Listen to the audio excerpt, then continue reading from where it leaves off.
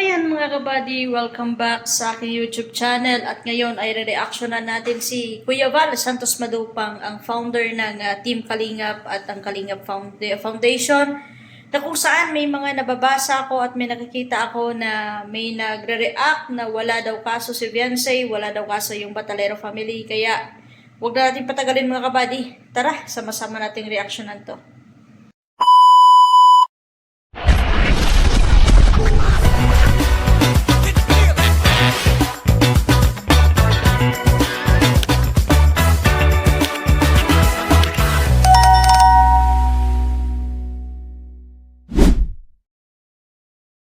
Ayun mga kabady, maraming mga nagme-message sa akin na nagtatanong kung may kaso ba yung nagpatulfo kay Kuya Val nung time na araw mismo ng kasal ng anak niya. Syempre, hindi ganun kadali natanggapin yun kasi memorable na araw ng anak na yun eh.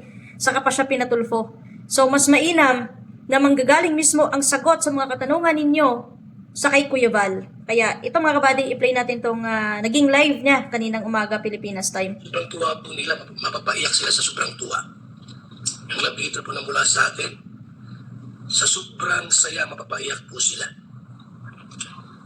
At syempre po yung nagpatulpo sa atin, may labito din yung mga yan. Hindi pwedeng wala. Ayan, napakalinaw ng pagkasabi ni Kuya Val na kung sino yung nagpatulfo sa kanya, hindi maaari na wala ding love letter. Ngayon, nagpapakasaya sila kasi si Kapeso pa lang yung una nakatanggap ng Sabuena at si Kapeso pa lang yung haharap mamaya na sa Pilipinas time to kasi madaling araw na Pilipinas eh.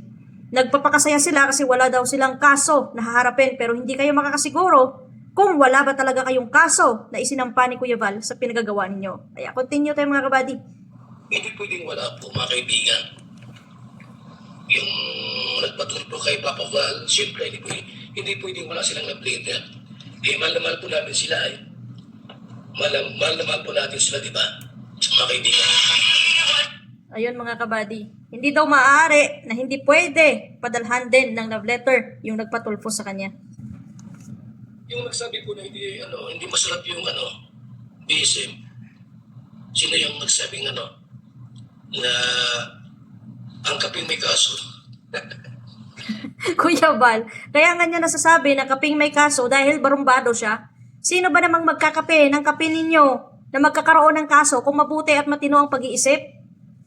Sino nagsila panila sa kape, ang kaping may kaso? Wala bang love letter yan? So, ayun, sino daw yung nagsabi na yung kape ni Kuya Val na may kaso, wala pa daw love letter. Pero, wag kayo magpakasaya dyan dahil mas nauna si Kapeso sa inyo. Magkakaroon din kayo. Yan yung inaabangan pa ng karamihan na maisa-isa kayo na makatanggap ng love letter galing kay Kuya Val. Lagay niyo po ba may love letter si Kulang Uot? Hindi pa naman siguro huli ang lahat. Hindi pa ang pumunta rito para kusapin tayo. Kapag may love letter pa ako? Naku Kuya Val, bilang isang taga-suporta at tagahanga mo, napasubo na din na ipaglaban kayo sa mga mapanirang tao. Wala kaming ibang gustong isigaw at wala kaming gustong hingiin sa'yo, kundi ipagpatuloy mo na yan. Kasi kapag lumapit man yan sila sa'yo para humingi ng pasensya, mapapasensya mo yan. Pero, papalipasin lang nila ilang araw, ilang linggo, ilang buwan. Ganon ulit ang gagawin sa'yo. Baka ikaw yung magsisisi sa huli kapag hindi mo pa tinuloy ito kung ano yung sinimulan mo. Bilang isang tagahanga mo, marami kong nababasang mga comments ng mga tao na wala silang ibang hinahangad na sana ituloy mo na yan at sana mabigyan ng, mabigyan ng aral yung mga tao na yon at mabigyan sila ng leksyon sa mga pinagagawa nila sa inyo kasi hindi na biro Kuya Val eh. Kaya namin kinukontent ko para kung magkasama po, pahiwati, nagpaparinig muna ako sa kanila. Hindi yan sa pagpaparinig Kuya Val, kung baga, dahil sa mga pinagagawa nila na sobra-sobra or yan katulad ng sinasabi mo na pahiwatig, oo nagpapahiwatig ka na parang warning na din sa kanila na sana huminto na sila. Pero tuloy-tuloy pa din eh. Mas pinipili pa din nila mag-content na i-content kayo para sa kasiraan nyo. Tapos sa mag-iba vlog ko naman, anong kailangan nyo po palang uod sa lighthouse? Kung ganun yan. Ito. Pag may ilang Peter daw, hirap matulog. May nagkwento lang po sa akin. Ang kaibigan niya. Yung nakatanggap pa ng love letter, ang hirap na po makatulog. Tapos yung nagpatulpo kay Papa Val, hirap din na po makatulog ngayon. Sino ba naman kasi Kuya Val makakatulog ng ganyan? Na yung usapang kaso, hindi ganun kadali yun. Mga kabady, hindi ganun kadali yun kasi ang daming oras dyan masasayang, ang daming oras maaabala dyan. Hindi lang sa oras yung maaabala mo. Pati yung pang-araw-araw mong gawain, pinagkikitaan mo, abalang-abala yan. Lalo na pagdating sa pera, sobrang abala yan. Yan yung sinasabi na mas stress ka na, depress ka pa. Kapag may alam mong may kaso ka nang haharapin. Kaya sana, bago nila ginawa to at bago sana kayo dumating sa ganitong point, sana naisip nila yun, yung magiging resulta, kung ano yung kahinatnan ng pinagagawa nila. Ay may love letter po sila lahat kasi love na love namin kayo. Love na love kayo ni Papa Val. Content mo, pwede mong i-delete. Salamat kay Dorly Esco. Yung mga content nila na yun, pwede nilang i-delete pero hindi mo na mabubura sa mga taong nakakaalam kung ano yung mga content nila. Madaling i-delete lang yan sa totoo lang para lang madepensahan nila sa sarili nila wala silang ginawa or wala silang nasabi sa'yo. Pero malabo na Kuya Val, katulad niya na dumating na kayo sa Tulfo. Kaya siguro gustong ipa-take down nila yung mga videos na about sa kanila para wala kayong magiging ebidensya pagdating ng araw na dumating na kayo sa point na may kasuhan na. Ganon lang yun mga kabady. Yung content mo, pwede mong i-delete, i-hide. Pero yung content ni Tulpo ng RTIA, hindi ma-delete pala yun. Hindi ma-delete yung content ni Rapid Tulpo in Action. Hindi na yun madidelete Kuya Val kasi naka-nationwide yun eh. Okay lang kung mga maliliit ka lang na YouTube channel na pwede ka pang pakiusapan na i-delete mo yan, pwede pa yan. Pero katulad niyan, nationwide ka, dinala, at Rapid Tulfo pa, hindi biro yung pinuntahan nila para ipatulfo ka dahil lang sa minanyak siya ng pamangkin mo, pero ikaw yung pinatulfo. Saklap nun. Kaya, ang daming doon po, ang daming pwedeng pagkukunan. Malaking yun, malaking bagay na dumating din kayo doon para mas lalong tumibay at mas lalong lalakas yung kaso mo dyan Kuya Val sa kanila. Kasi nationwide na yun eh, hindi yun basta-basta na station yun. Rapid Tulfo in Action yun, buong mundo yung nakakapanood doon, pati mga ibang lahi. Tandaan nyo, hanggang sa dulo magkasama tayo. Kaso po yung mga may love letter po dito makakatulog ngayon. Pati yung nagpatulpo sa akin, parang nanginginig na raw po sila. Huwag ganun. Tandaan niyo palagi, love na love ko po kayo. Okay. Kung hindi mo sila love Kuya Val, hindi mo sila papadalahan ng love letter eh. Paano hindi manginginig? Kaya nga gusto nila, balikan ka ng kaso dahil sa mga sinasabi mo, nakakasuhan mo sila. Pero dahil nauna si Kapeso na nagkaroon ng sapuina, para sa kanila pananakot mo na yun. Hindi sa pananakot yun. Sadyang takot lang kayo sa kung ano yung mangyayari ngayon sa pinagagawa ninyo. Huwag kayong tumigil. Lagi kayong nasa likod ko lang. Nakabuntot sa amin. Walang alisan ha. Walang iwanan. Ang mag-iiwan, pangit. Walang iwanan daw. Ang aalis, ang tutuwalag, pangit daw. Yung mas maganda na may red carpet sila lahat. Tapos pinaano ko ng ice cream, pinaano ko natin kasama. Mga vlogger po nandun siya. Grabe naman si Kuya Val. Talagang pinaghahandaan ang kanilang unang pagkikita. Mamaya, may pa-ice cream na may pa-red carpet pa. O, saan pa kayo dyan? Binalahura nyo na yung tao. Sinira nyo pa yung community at yung foundation nila. Preparado pa. Magpapa-red carpet na. Magpapa-ice cream pa. Bukas, bukas ating pong bisita. Iyan ako yung red carpet. Wait, tatawagan ko muna si sekretary. At pagagising na si sekretary ha. Maglatag ng red carpet. Bukas, magpapili tayo sa ating treasurer. Dahil simple po, first meet and greet ito eh. Dapat may red carpet po yan. Kuya! Nasaan ka?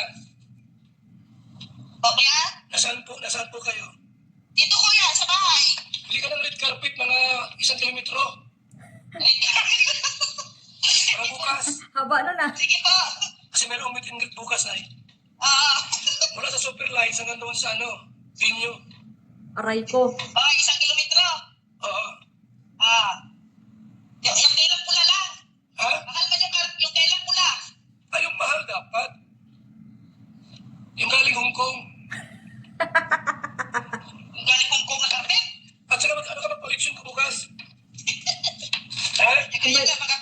imagine nyo mga kabady, bibilhan pa kayo ng red carpet ni Kuya Val, magpapalitsyon pa, para lang sa unang tagpo, para sa inyong meet and greet bukas. Ang lupit nun.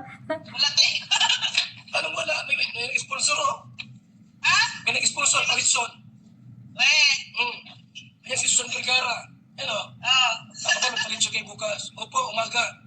Ano? Oh. Invite mo yung iba na umatin para makasama sa meet and greet. Sige kuya. Para, siguro mga 8:30. Kasi maano lang yung plano, helicopter. Maghanap ako ng red carpet mamaya. From Batangas, mag-helicopter daw siya, papunta ng Daet, kaya Mag-helicopter daw si Kapeso from Batangas to Daet. Abangan natin yan kung hanggang saan yung yabang niya. Tingnan natin kung anong klaseng helicopter yung sinakyan niya.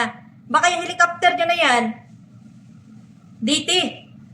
ditulak. natin. Pabihirang sige. yabang yan. Yan. Red carpet ha, mga 1 kilometro ang lalakarin namin. Sige kuya, sige. At saka payong. Payo. Ayaw mainita ni Kuya Val yung isa. Bye-bye. May payong na. Ay, yung electric fan. Yun. Pwede. Oh. O sige. Sige. Sige kuya. So, bukas yan ang atipong atipong Ang kulit ni Kuya Val, yan lang yung tao na binalahura na, pinahiya pa, siniraan pa kape niya, siniraan pa yung foundation niya. May preparasyon pa sa unang pagtatagpo nila sa hearing. May palitsyon pa na, saan ka yan? Kapeso, paki-vlog naman ha kung gaano kalutong yung pag-sponsor ni Tita Susan Vergara para sa meet and greet ninyo bukas. Alam ko malutong yung balat ng litsyon eh. Baka sakali, ma-vlog mo din yan. Sayang oh, kasama mo na si Kuya Val at ibang mga kalingap reactor. Panigurado nandyan yan sila mamaya. So wag mong kalimutan ha, mag-vlog. At iparinig mo sa amin kung gaano kalutong yung litsyon at kung gaano kakintab yung pa-red carpet sa'yo ni Kuya Val. meet and greet sa ating pong masugid na reaksyon, mga vlogger. Kaya siyempre bilang pagmamahal po, mas pwede siya magtanong dito kung meron, pwede siyang magsadya sa lighthouse para i-confirm niya kung meron siyang love letter. Walang masama yun. Hindi na pinagalit sa mga taong nagmamahal. Siyempre, mahal mo sila, dapat yakapin mo. Oo, tsaka yung record na kung may sapuina ka na, wala yan sa system talaga ng cybercrime. Kahit ipa-check mo yan, kahit saan cybercrime, hindi pa yan siya makikita. Kasi nga, hindi pa naman yan na-file yung case talaga na hatulan na eh. Once na mahatulan na, kahit saan ka magpunta, dyan, may record ka na talaga. Pero katulad nito na nasa proseso pa lang kayo, wala pang record yan mga kabady. Ako ba ang nanguna mong balakura? Hindi ba hindi? Kasi dayuhan lang sila. Nagiging-content lang sila.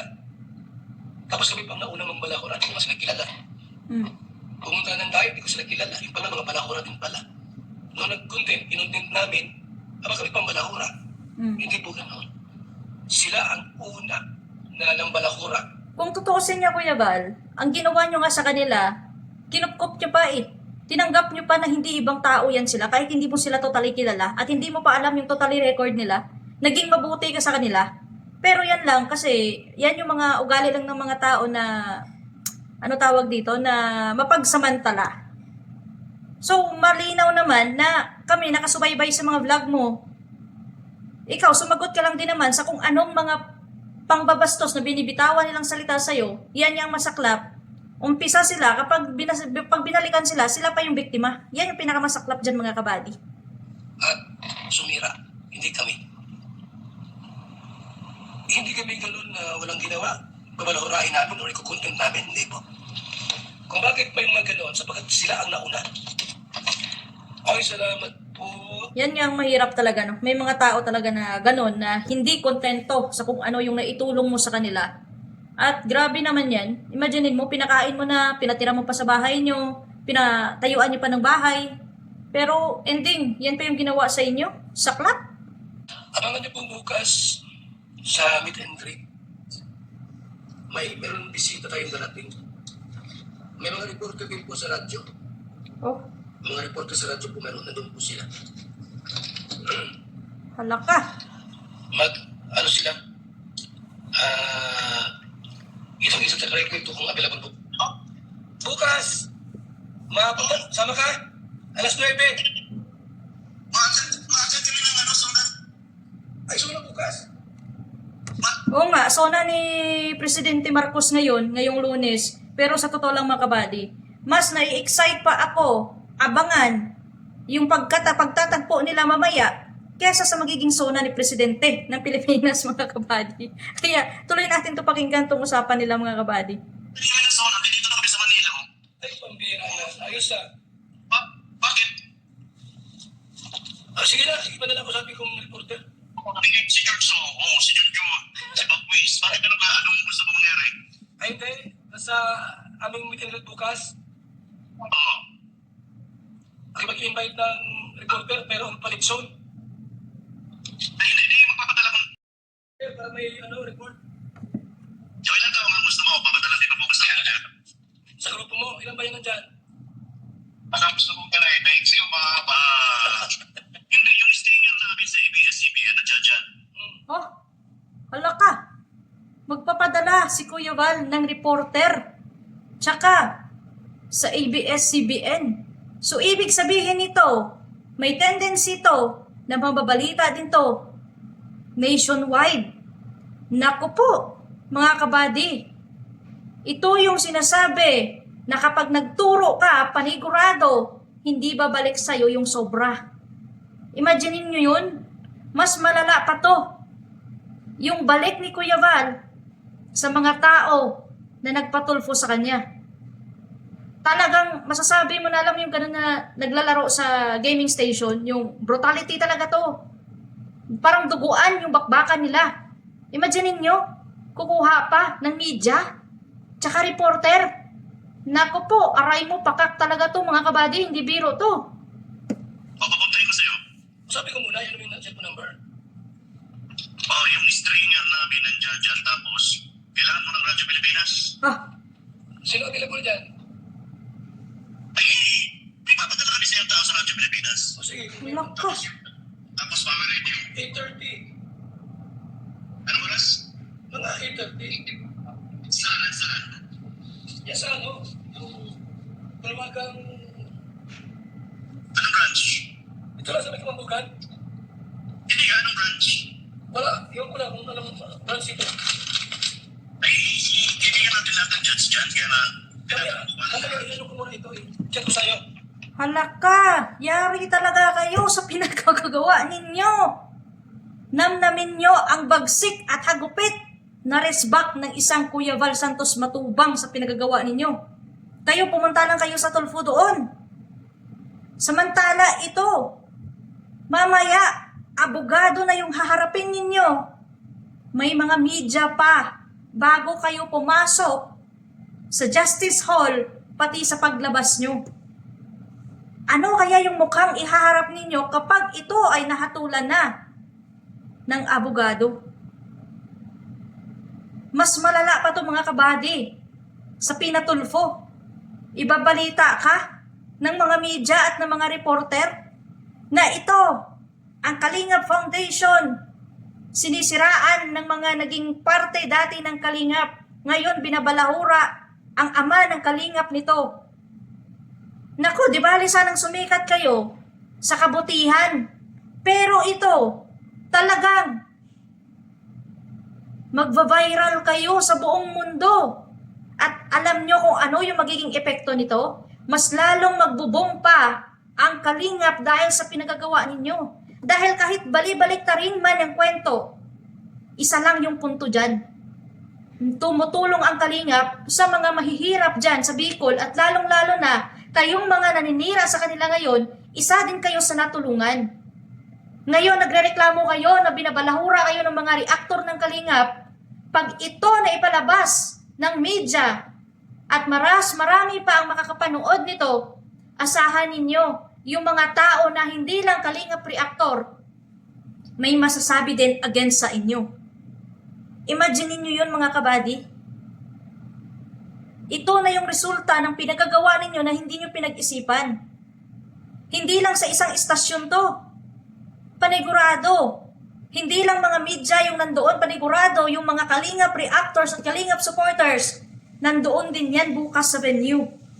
Kaliwat kanan, kayo yung usap-usapan. kaliwat kanan, kinukuhanan kayo ng video kung ano yung reaction ninyo, kung ano man yung magiging pagmumukha nyo doon kapag nandoon na kayo sa unang pagkikita ninyo. Parang ako yung nalulusaw sa kahihiyan dahil sa pinagagawa ninyong kabastusan dito sa foundation ng Kalingap. At si Kuya Val, ang dami niyang kakilala, dami niyang koneksyon na kung saan pwedeng makatulong sa kanya. Mabigat-bigat to na kailangan yung harapin na kaso. Talagang hindi ka makakatulog niyan, mga kabady. Imagine niyo po ka, mamaya, papunta ka pa lang pero yung dibdib mo siguro gusto niyang kumawala sa sarili mo sa sobrang kaba, sa sobrang kabog. Tapos bago ka pumasok, may mga media na, may mga reporter, may mga vlogger, may mga reactors na nag-take sa'yo ng video para pag-usapan ka on live, on social media, on public. Ito na talaga siguro yung katapusan ng mga tao na mapagsamantala na mapanira pa. Kaya kaabang-abang mamaya ka mga kabady ang kanilang pagharap. Alam ko na hindi nila yan mapipigilan yung mga tao na magtitake ng video o magtitake ng pang-content nila. Masyado niyong binugbog si Kuya Val, masyado ninyong binugbog ang Kalingap. Sa kay Kuya Val pa lang yan ha, kay Kuya Val pa lang action yan. How much more si Kalingap Prab? Kaya niyo pa kayang malagpasan ito? Naku po, hindi biro ito. Kaso na itong haharapin ninyo, hindi lang paghaharap sa barangay. Kaya sa pamilya ni Viansay, sa pagkakarinig ko dito kay Kuya Val, hindi lang si Viansay ang makakasuhan, pati ang nanay at tatay niya.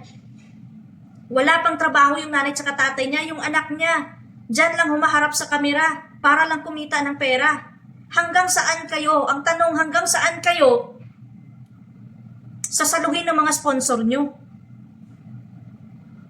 Sino ang gagastos sa inyo hanggang sa matapos ninyo ito para lang maabswelto kayo? Imagine ninyo kay Kapeso pa lang, hindi lang si Kuya Val ang nagkaso.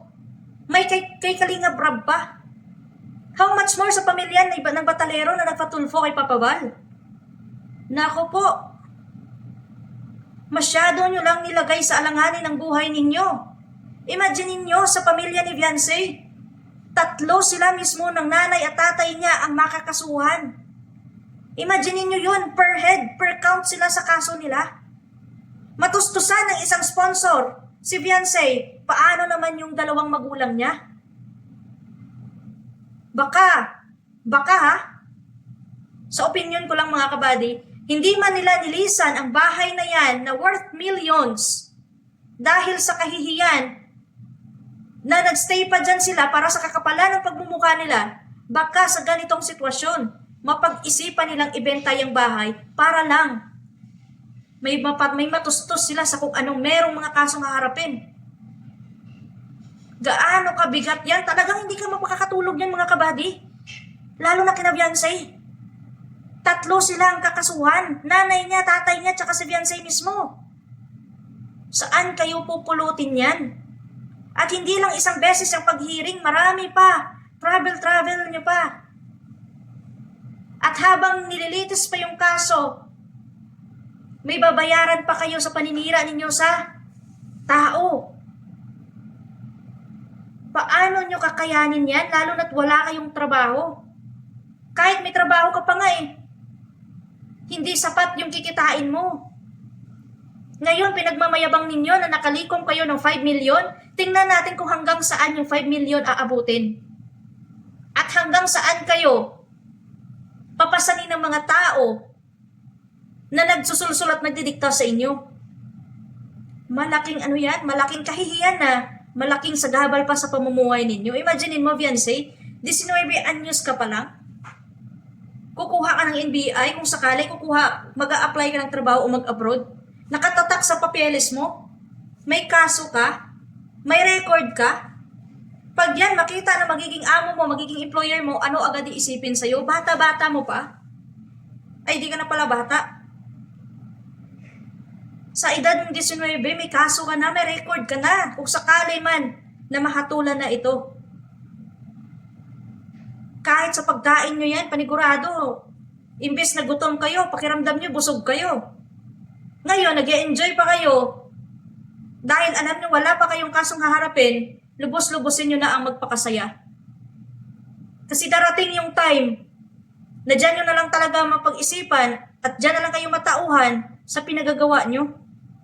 Yan yung sinasabi na sa huli ang pagsisisi. Ngayon, nagrereklamo kayo na ang daming reactor nakikisawsaw, maraming reactor na nakikisali din sa issue na yun. Hindi yan pakikisali, kundi nagbibigay lang kami ng reaction at opinion namin bilang tagahanga at tagusuporta ng Kalingap. Ngayon, mamaya, kapag nandun na kayo sa sitwasyon na nasa hearing na kayo at may mga media pa na nakapalibot sa inyo, may mga reporter na nakapaligid sa inyo, at hindi maiwasan na makapagbigay din ng komento against sa inyo, mas lalong hindi nyo kontrolado yan.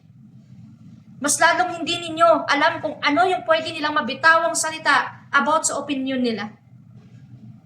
Kayo lang naman dyan nagkakaroon ng ganyang opinion against sa Kalingap dahil nilamon na kayo ng galit at inggit. Kung sana, nung nagbitaw na si Kuya Val ng salita na may kaso-kaso, dapat doon pa lang dumistansya na kayo eh. Pero hindi eh.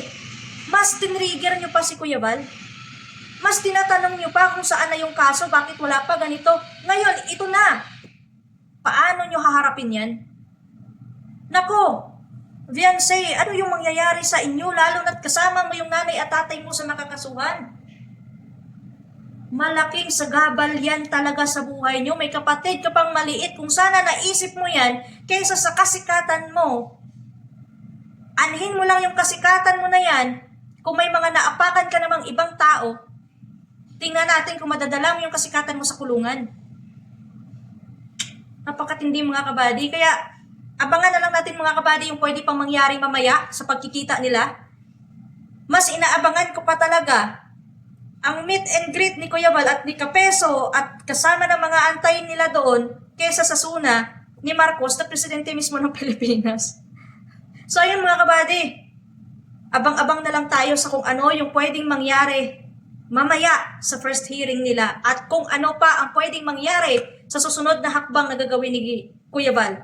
At aabangan din natin kung ano din yung magiging hakbang ni Kalingap Prab sa sitwasyon na to. Kaya huwag kalimutan mga kabady mag-subscribe sa aking YouTube channel at huwag kalimutan i-hit ang notification bell para updated kayo palagi sa aking upload. At maraming salamat sa inyong patuloy na pagsuporta at pagsubaybay sa aking mga upload. Ingat mga kabady, God bless at to God be the glory sa ating lahat.